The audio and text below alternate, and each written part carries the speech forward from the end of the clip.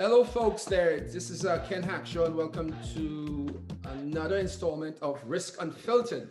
It is my privilege to interview the CEO of TTT Limited. So, David, thank you very much for taking the time and the effort. Welcome to Risk Unfiltered. And so, for the folks who will be listening to this podcast, why don't you introduce yourself again and exactly what is TTT Limited and what comprises TTT Limited? So thank you very much, Ken, and hello to your viewers and listeners here on Risk Unfiltered. My name is David Roberts, Management Professional and Chief Executive Officer of TTT Limited here in Trinidad and Tobago. And TTT Limited is the state broadcaster in Trinidad and Tobago, wholly owned by the government of the Republic of Trinidad and Tobago. Company provides broadcast, production, and transmission services for audiences within Trinidad and Tobago as well as beyond, so throughout the region and of course the diaspora. And TTT Limited's broadcast services include our flagship free-to-air station, which is TTT, the brand, also 3 radio stations, Talk City 91.1, which is of course the talk format, our urban station or youth station, which is Next 99.1, and our adult contemporary station, which is Suite 100. We also operate a website and, of course, social media platforms for each of our brands. In identifying those institutions, it seems as though you're touching all of the generations, the millennials, Gen Zs, the older crowd. To his benefit, David is currently engaged in the professional certificate in enterprise risk management at the Arthur Lockjack Global School of Business, and I always give kudos to CEOs and senior decision makers for taking the time and effort, because I'm sure David is a very busy person, to go and then learn more about risk management. So David, let's start off and let me put you on the spot. What do you do at your organizations with enterprise risk management? Let me begin by saying, as a CEO, I am just absolutely not looking for more things to do or things that take me away from my role here at TTT Limited.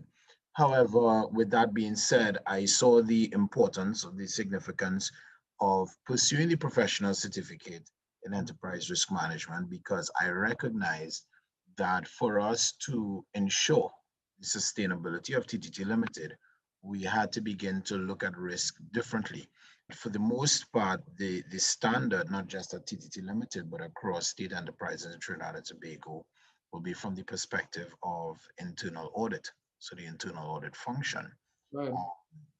But a lot of times the internal audit, the processes tend to be reactive because you're not looking at what went wrong.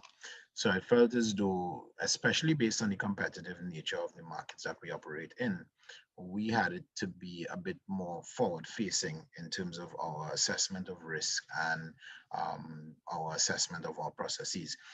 For me, the major thing, or the single most important thing for us to do, will be an effective enterprise risk register, so that we have a clear understanding of where exposure lies, looking at the likelihood of something taking place, and then mitigating those risks, because the company is in a challenging time because of the markets in which we operate. We have significant reductions in advertising spend, which is the primary way that we earn revenue outside of the subvention.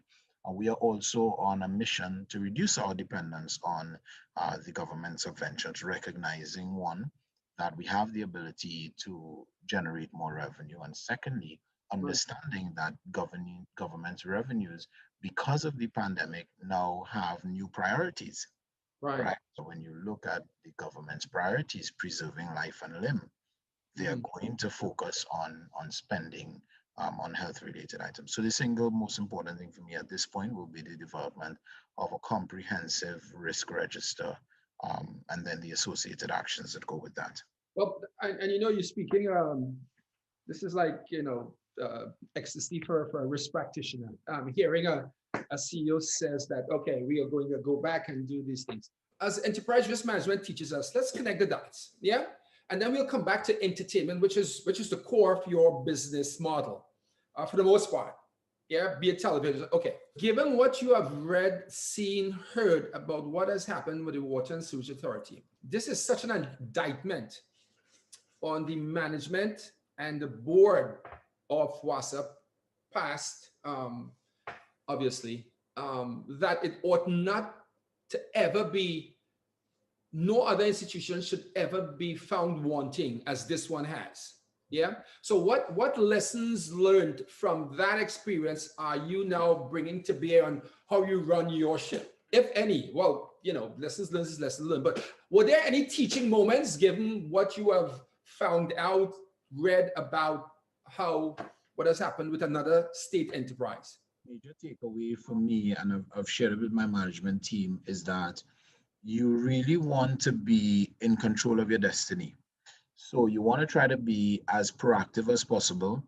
And that would have started with my current board of directors, in that in January 2020, they would have been appointed. And sometime soon after, recognizing the state of the company, set in motion a plan to develop a stabilization plan, and not a strategic plan, which is a statutory requirement, which is why I commend them for recognizing that there were some serious challenges at the organization, and there was the need for stabilization before the process of developing a strategic plan. So I've been telling the management team, you really want your turnaround effort or your transformation effort to be led by persons as close to the process as possible, because the situation with the Water and Sewage Authority, the actions being taken now are really coming out of a cabinet subcommittee. So the instruction, the guidance, the actions are coming from a totally different place and a totally different space. And I do appreciate that the impact of WASA on the economy versus the impact of TTT on the economy is very different, chalk and cheese. Yes. So the type of money that would have been spent at WASA is so significant that it really is a government concern, similar to that of Petrotrin, where Yeah. these investments or these subventions or these allocations are very significant and represent a high portion of the government expenditure by way of allocation. So corrective action has to take place sooner rather than later. But because these actions are now being directed from outside of the organization, they have less control. They have less control over the pace. They have less control over the direction. So I continue to urge my team, encourage my team to ensure that we begin to move, so that even if the government, and they're well within their right, begin to take a look at TTT, they can see that, okay, TTT is making some of the moves that we would have made or we would have recommended, and they're already moving in the right direction. Yeah. So if for example, WASA had taken steps to reduce expenditure, to improve infrastructure, one can Effective risk management. right effective risk management, and one can say from the outside looking in that they may not have had the resources and it was not easy to do, but now the government is giving the commitment that it is going to be done. Right. So it is a matter of you really trying to control your destiny, taking ownership for your destiny, as opposed to being acted upon when it is definitely too Yeah. late. So and again, the conversation here obviously is not about the Water and Sewage Authority, but they are a state enterprise like the entity you now head. Do CEOs, and this is probably a rhetorical question because I believe I know the answer. Do CEOs of state entities have quarterly meetings just to share experiences and pain points? So you should say that, Ken.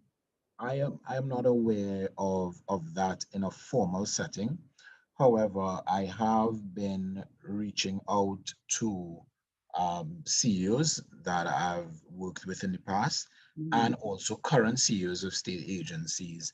So maybe the outcome of this series of meetings may be a formal network, but there have been conversations to ensure that we don't make the same mistakes, that I'm able to Yeah, learn from what and Ken has done, and Ken is able to learn from what I've done, yeah. and and vice versa, because we're all operating in the same space, we're all drawing from the same purse.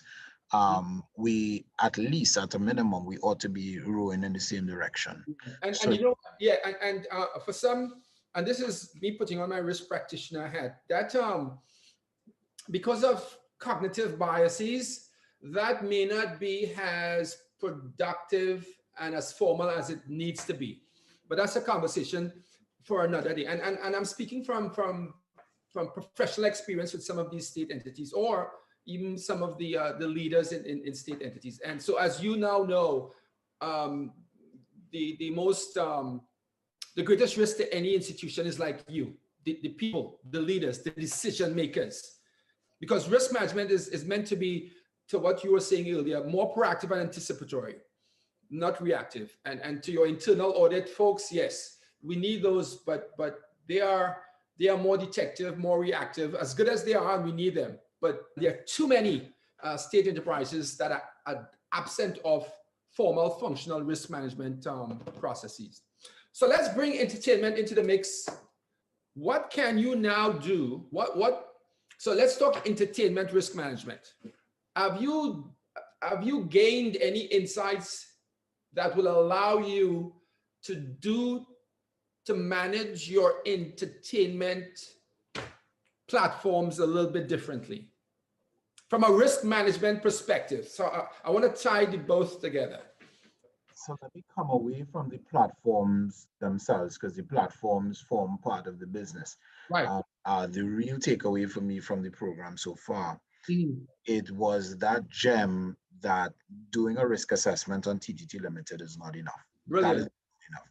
I now have to take a look at the revenue structure of my business, Mhm. and also now look at the risks that may exist to my significant customers, right? And while it is so simple, it is not anything that I've ever heard or experienced or had anyone mention before, right? But you can see the logic in it. Yeah. But you now realize that you can't just do a risk assessment on your organization. You also have to do a risk assessment on those you depend on. Brilliant. Um, Yes. Yeah. right? So it's really consistent with what we've been doing as a company, because yes, we get the subvention from government, but we've also been looking to the private sector in particular to generate interest there, so that we diversify our sources of income, so that if there's any disruption one way or the other from the subvention from the government, that our operations aren't totally disrupted. But I never went as far as to consider, Yeah. loosely, I would talk about it. So, I mean, a significant customer for us is NLCB, who does lottery in Trinidad and Tobago. They're the National Lotteries Control Board.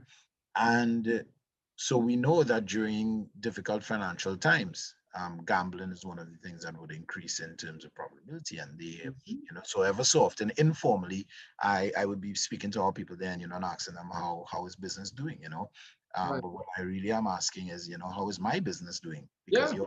your business is my business. Right. So to hear it, to hear it stated, really sent off a light bulb for me, that I have been sharing with my team. And I was telling you that yesterday, that that is the single most important thing that really stands out for me, that the risk assessment doesn't stop with Right. your organization. And it comes back to the conversation we were having about checking a box as well.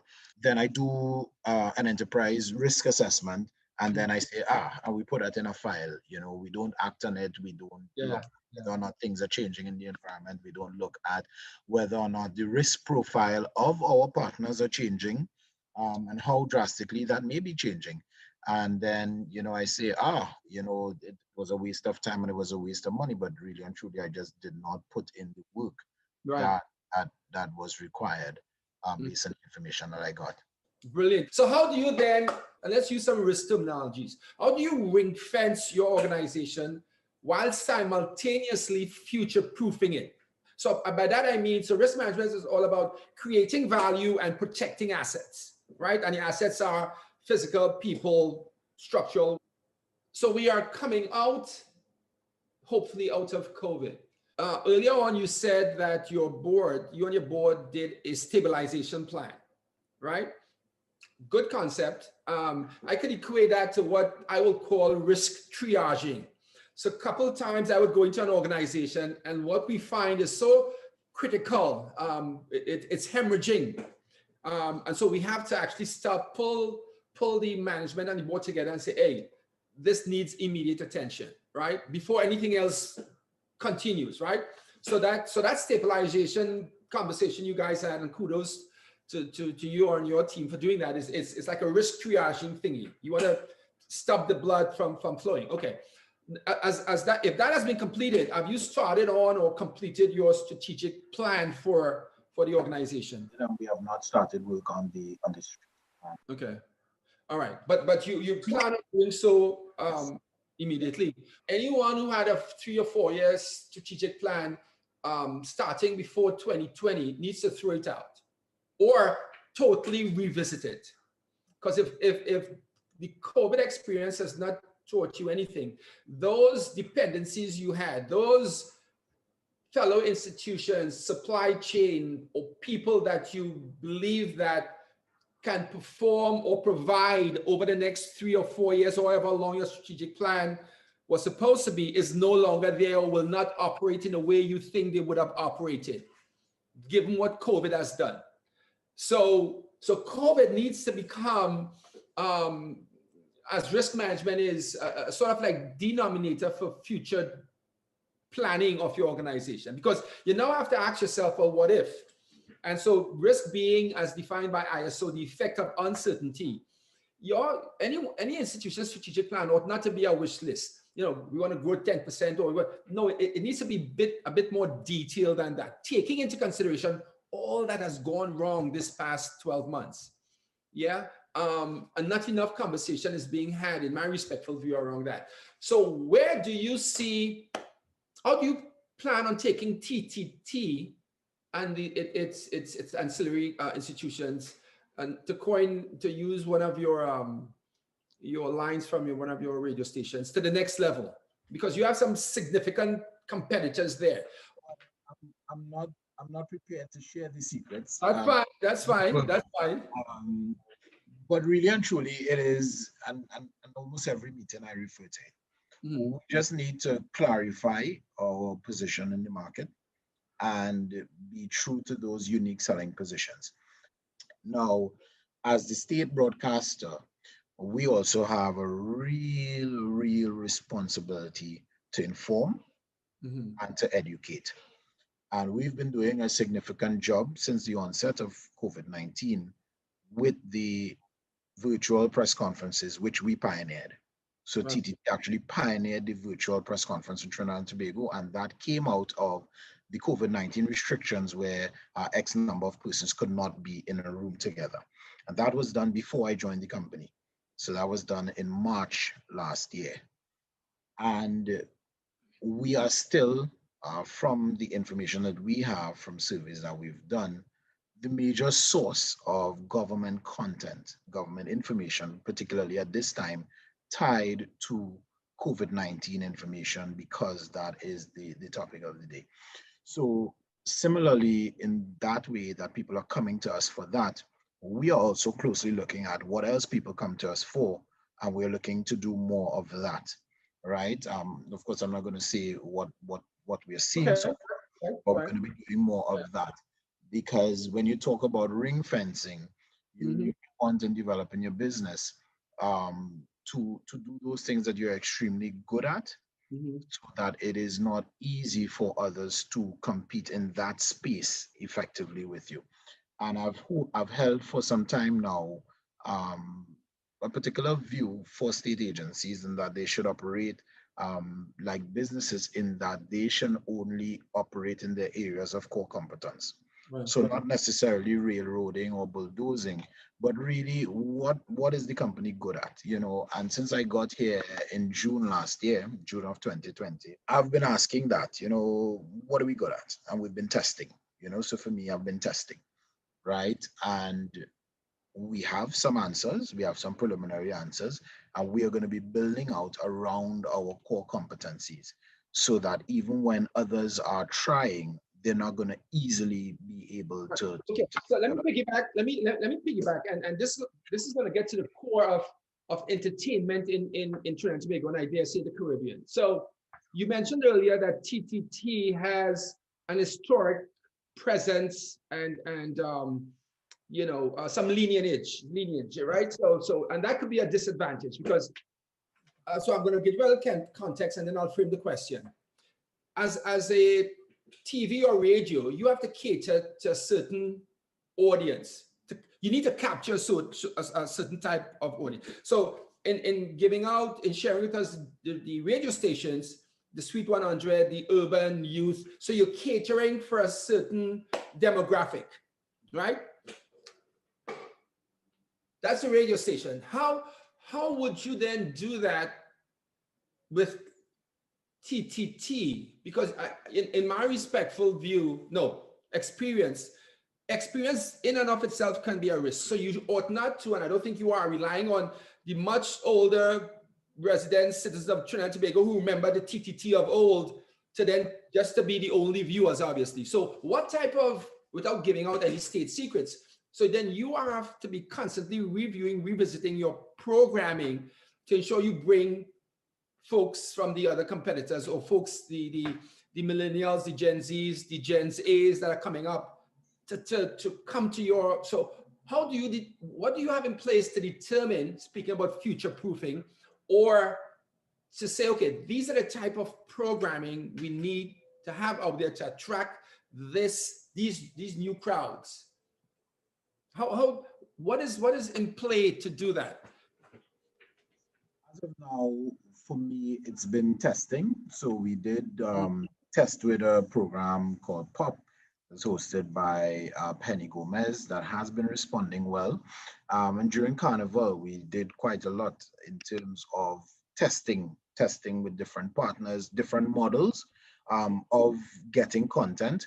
But you're right, Ken, in terms of it is a lot easier on radio to be specific. On television, it tends to be a one size fits all. What we do though is kind of segment. So based on various times, we expect that particular people will be viewing and based on our information. So the programming is set based on time of day and the expected demographic. Another thing that we've been doing is the content targeted to the younger audience, even though it may be TTT branded. Sometimes what we do is we show it one time on television, but we show it at a different time on social media, recognizing that people are now consuming content differently. We set it at a time where we see the most traction on social media. So we don't necessarily always simultaneously show something on television and social media, but each channel gets its focus in that. What is the best time for it to be here, and what is the best time for it to be here? So you offer programming, you offer programs on your social media platforms, not just through the TTT brand. Is that not just on the television? Right, yes. So it's TTT branded, but it is on the TTT Live online, or it may be on Facebook, or it may be on YouTube. Okay, so let me push. I recently, about 3 weeks ago, and I was having this conversation, well, a podcast with Private Ryan. And we were talking about the same conversation we are having, reaching different demographics. So as the population or the constituents become more diverse, age groups need to be branded and treated a bit differently. I said to him, well, you know what? I was doing some research and a fellow lecturer is putting his stuff on Twitch. And I knew nothing about that until I was doing some research, listening. I said, and then I asked Ryan, I said, are you on Twitch? He said, yeah, all of my stuff is moving to Twitch. And Twitch was a gaming I'm suggesting this Twitch and using this as an analogy to future proofing. So you cannot, and to your point, where you rightly, and kudos to the folks who taught you this, who planted this thing about looking at the risks to your dependencies to impact upon you. What else is happening in the outside world that we aren't doing that we could piggyback? Remember these words, horizon scanning? Yeah. So now we are, a colleague who's not on, he's supposed to be on here, is actually guiding me, because I tend to defer to the subject matter experts. So now we'll be using Twitch to load some of these things on, because that caters to a certain demographic. You used the word diaspora earlier on, and obviously that's the Trinidad folks outside of Trinidad and Tobago. Do you have data that says or supports or demonstrates to you the volume of viewers you have outside of Trinidad and Tobago? Are you capturing that? You do? Yes, via social media analytics. Okay. And yeah, so Okay. social media platforms as well as the streaming platform. So, okay, so it's TTT, and this is for my edification. Is that the actual, not on the social media side, but on television? Is that can that be viewed up the islands? yes, it is. I actually got a call, mainly the news though, through a partnership with our partners in the region. And I actually got a picture from a friend who's in St. Croix. And she told me that it's so refreshing to be able to look at Trinidad and Tobago news out there. Our mission is very different to those that are in the market now. You mean that your competitors? And well, I don't want to consider them competitors. Yeah, and I say that only because we are state funded. I am very mindful of that, and some may see it as an unfair advantage. But our mission is really, at least as I see it, to take Trinbagonian culture to the world, right? And because we're talking about the world, I've also been telling my team that we have to also look beyond Trinidad and Tobago, and we have to look at the Caribbean, because once we get on that world stage, a lot of times we're just too small a population to make the type of impact that we want to make. And it's not that we're afraid to go alone, but there are a lot of similarities right here in the Caribbean.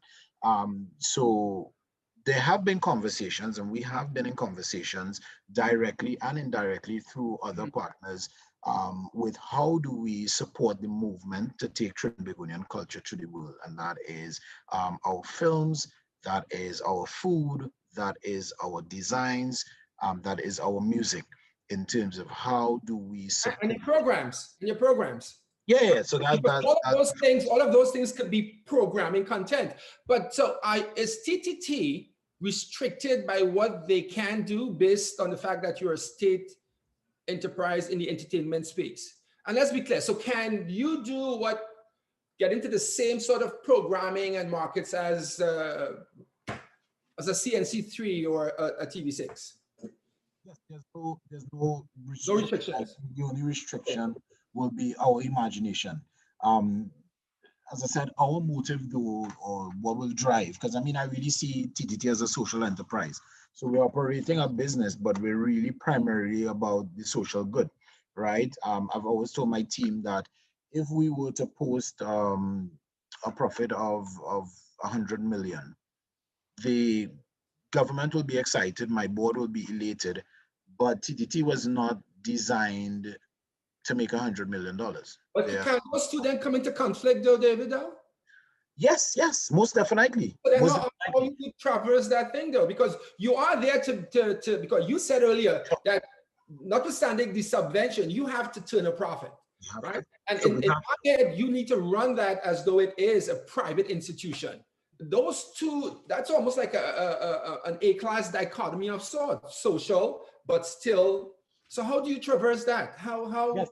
So we never lose sight. We never lose sight of the social impact. We never lose sight of the social impact. And the thing about not losing sight of the social impact of our business is that when faced with a decision that can either be lucrative but have a negative impact on our communities, we choose the way, or we stand on the side of our communities. So during Carnival 2021, which was very different for all of us, we would have ensured that we created a platform for creators to have their content aired. And that was deliberate. We sat down and we said, as the state broadcaster, what is the role that we have to play in what is a very different carnival for most of these artists operating in this creative space? And when we looked at what was possible, as I said, it wasn't a one size fits all. It was, okay, we can do this for this one, we can do this for this art form, but our mindset was always on how do we preserve the memory of Carnival. Is the reason why we did the Carnival calendar, because that's one of the things that people look forward to for every Carnival. So we did the Carnival calendar around the content. You still do a Carnival, physical, actual calendar to put on the wall kind of thingy? No. We did a virtual calendar that I can send to you, but it really outlined all of the content that we had on air. See that, yeah. Right, and we really had a jam-packed program for Carnival 2021, and we really owned Carnival 2021, and that wasn't born out of us saying let's go and our target for Carnival 2021 is 10 million.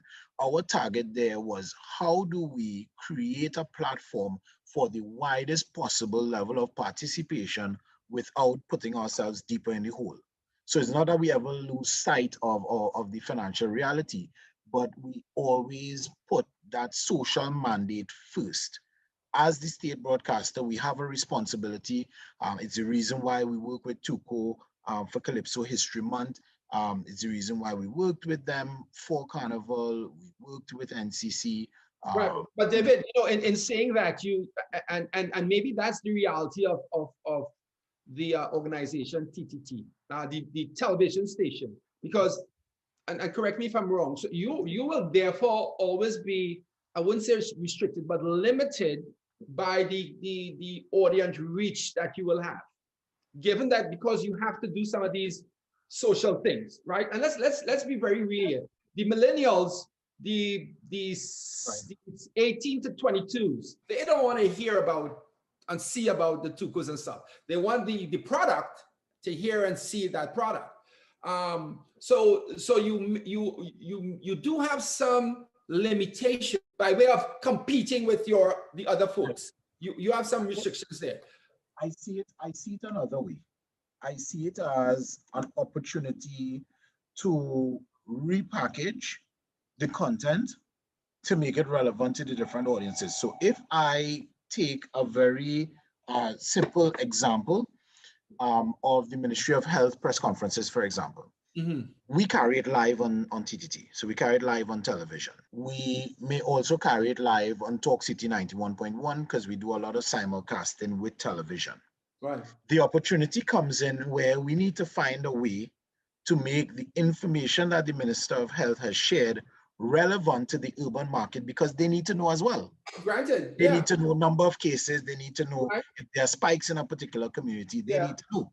And similarly, how do we make that relevant for the adult contemporary station? So it may mean that that same bit of content that we carry live on TTT, we simulcast 91.1 and we carry it live there.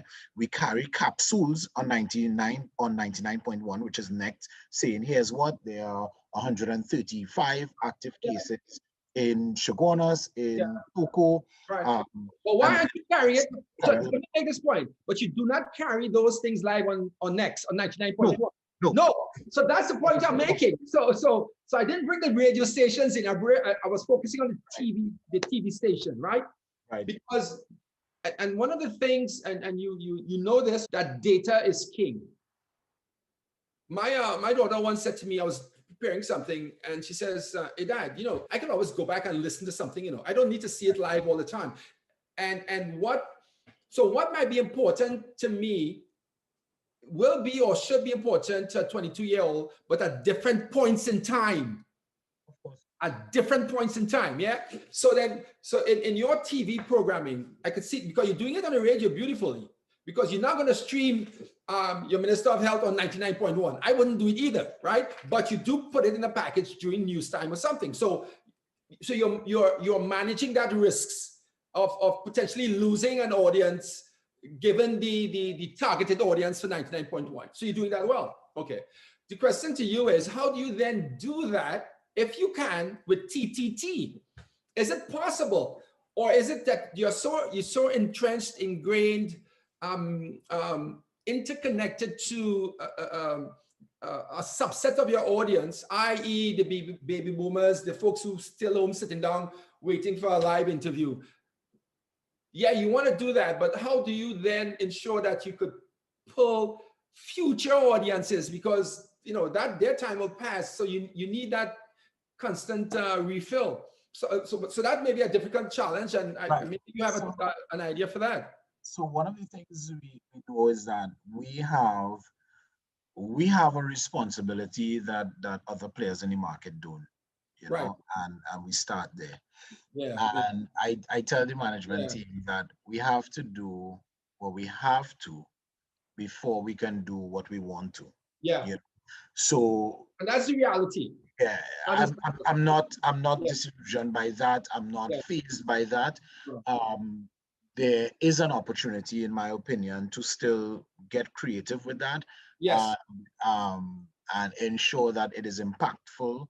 So recently we did a 30-minute feature on the THA Act. As you know, right now, the Tobago House of Assembly is in 6-6 deadlock, which is historic.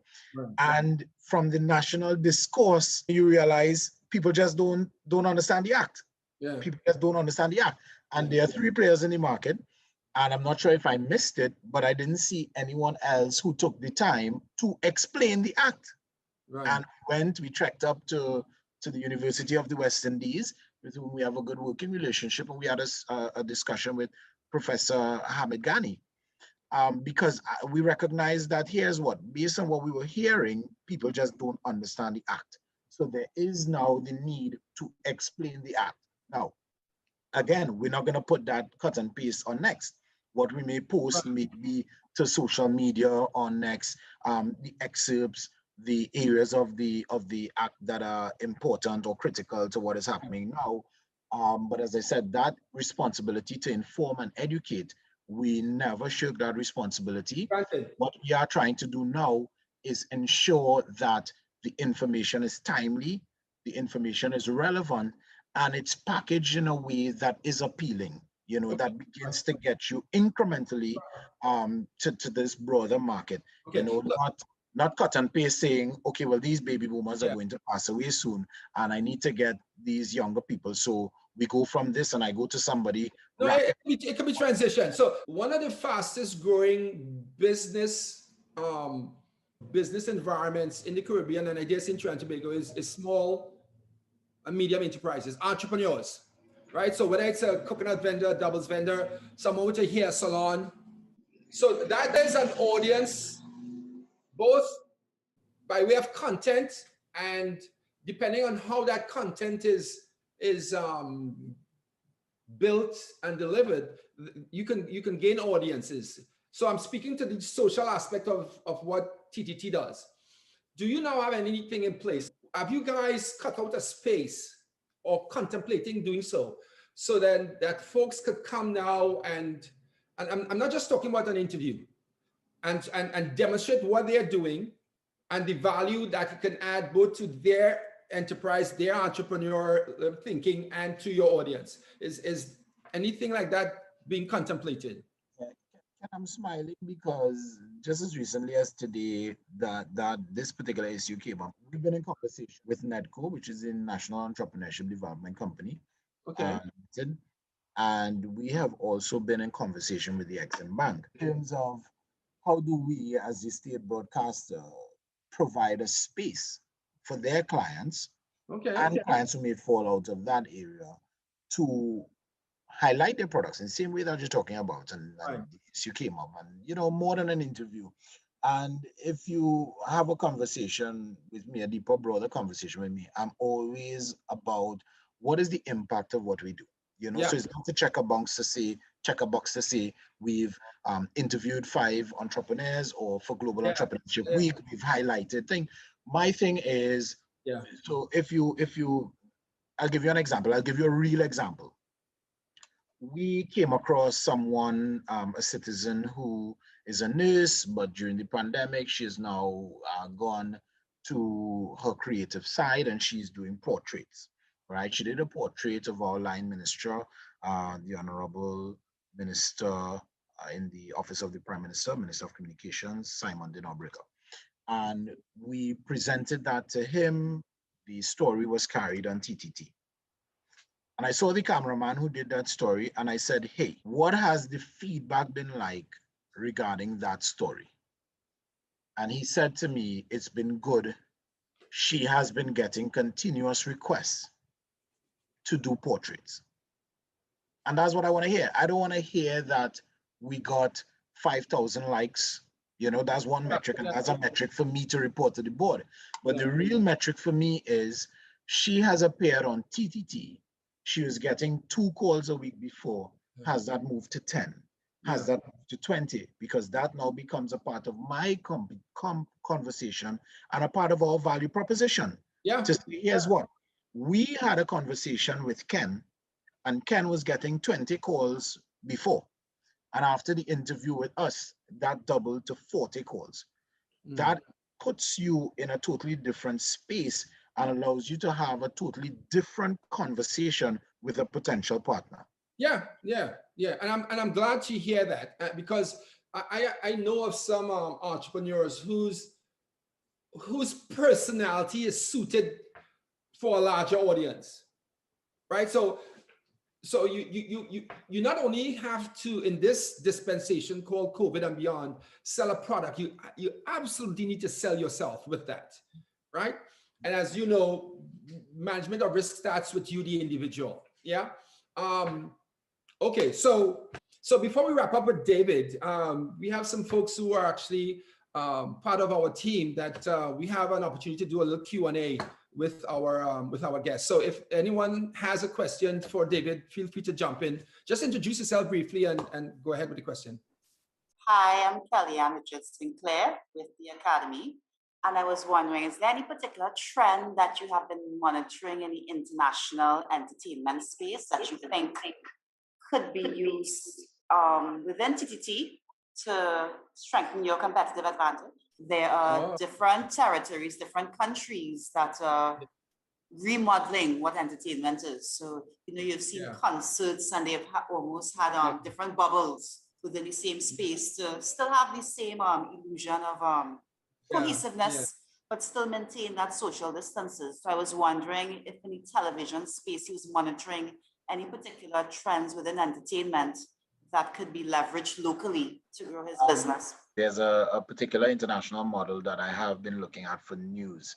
I am very intrigued by and very interested in rolling out. But David, let me put a different spin on that. Stay with the same rationale. So, and we all love to emulate and compare.